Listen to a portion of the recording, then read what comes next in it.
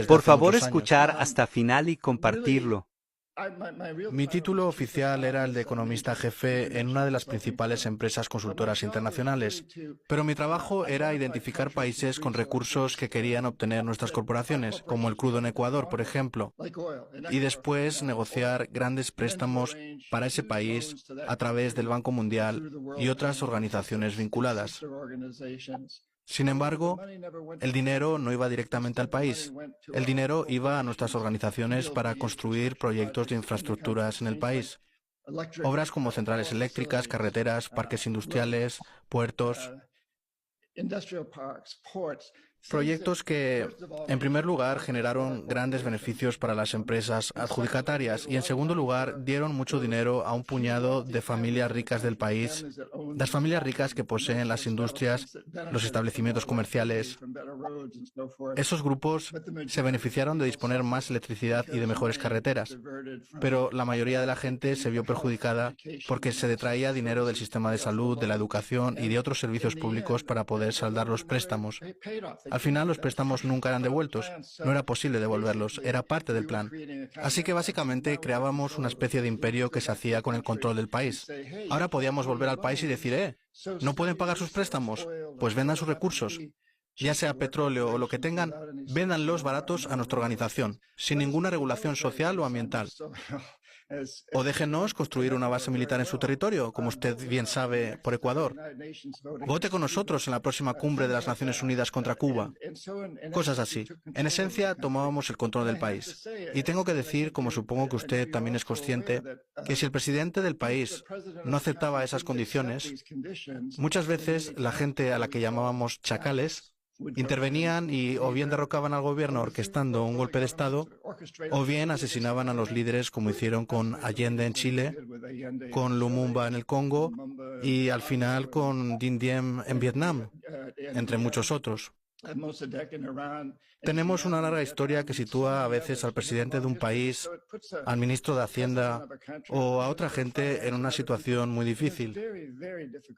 Así fue como creamos un verdadero imperio global, un imperio corporativo. Económico en que se impuso a un país o se indujo a un país a endeudarse para luego someterlo. ¿Tiene algún caso concreto que nos pueda dar como ejemplo para ilustrar? Sí, hay muchos ejemplos. Ya sabe, por ejemplo, en Ecuador, en los años 70, una junta militar tomó el poder y la CIA estuvo muy involucrada. Al mismo tiempo, yo estaba allí en calidad de sicario económico. Fui a Ecuador como antes estuve en Colombia y en muchos países de América Latina. Básicamente yendo a visitar a presidentes que, de hecho, en muchas ocasiones eran dictadores militares que sabían que en gran parte debían su seguridad al apoyo de la CIA. De modo que era muy fácil ir y decirles, oigan, acepten de nosotros este gran préstamo y contraten a nuestra empresa. De hecho, nunca verán el dinero. El dinero, de hecho, nunca entrará en su país. Saldrá de un banco en Washington, como el Banco Mundial, y acabará en una cuenta en un banco de Houston, Texas, o en San Francisco.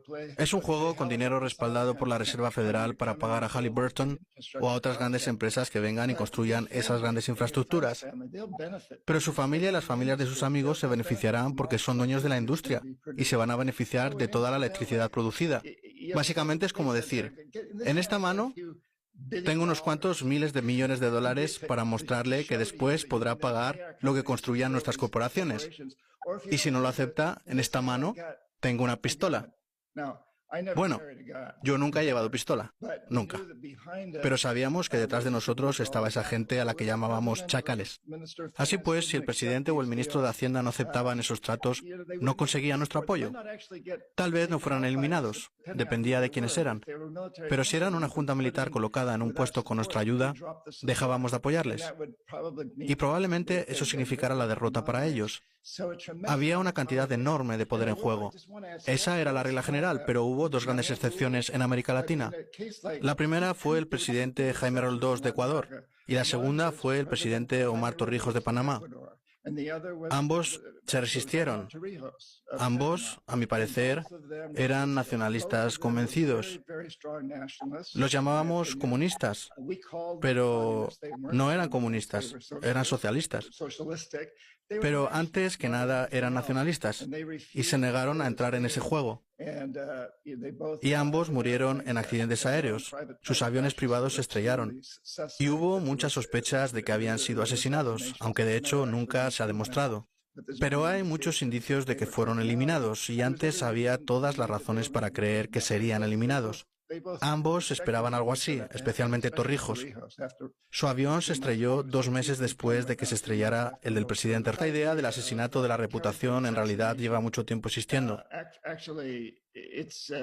Si nos fijamos en el movimiento para quitarle a Allende la presidencia de Chile, se trataba de una campaña realmente fuerte lanzada desde Estados Unidos para demostrar que era comunista, que era un títere de Rusia, lo cual no era cierto en absoluto. Se trataba de una noticia totalmente falsa, pero resultó ser extremadamente eficaz.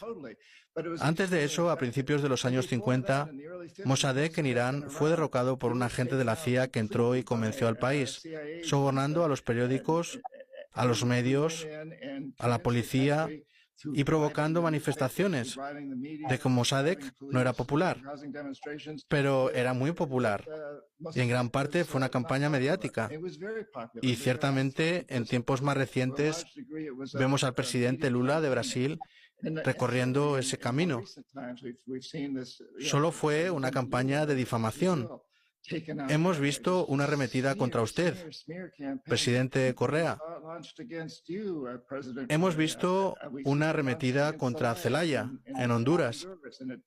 No funcionó en algunos casos, pero Zelaya fue derrocado. Esto es viejo, pero ahora se está poniendo peor. El poder de las redes sociales, que puede ser muy positivo. A veces hablo de cómo usarlas para reformar las corporaciones, para unir a los consumidores en un boicot, pero también puede ser extremadamente efectivo para destruir la reputación de los políticos. Ciertamente lo vemos hoy en Estados Unidos. El presidente Trump es un maestro en hacer declaraciones falsas, totalmente falsas. Hemos vivido cambios de vez en cuando, pero él destruye reputaciones así de fácil. Lo intenta y a menudo lo consigue. Recurso infinito. Pero ¿cuál sería tu alternativa si países como Ecuador, como Bolivia, como Venezuela no pueden utilizar sus recursos naturales? Usted ha tocado un tema muy interesante. Sí. En cierto modo, mi trabajo, tal como yo lo veo, es ser una voz controversial. Es ser alguien... A ver, primera son los derechos de la naturaleza que otorga la nueva constitución del país. Derechos iguales a los derechos humanos.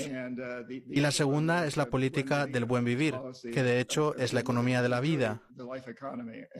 Siempre que debemos ayudar a la gente pobre, a la gente que pasa hambre, que no tiene agua, electricidad. Estoy totalmente de acuerdo.